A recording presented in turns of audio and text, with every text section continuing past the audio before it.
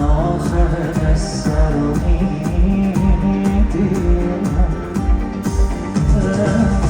تا حالا شده یک بارم